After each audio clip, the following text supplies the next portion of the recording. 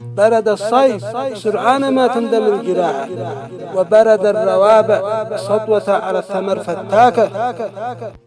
وفي مثل شعبي يقول عن موسم العنب: لا تقول عنب وعد في الروابع ليلة.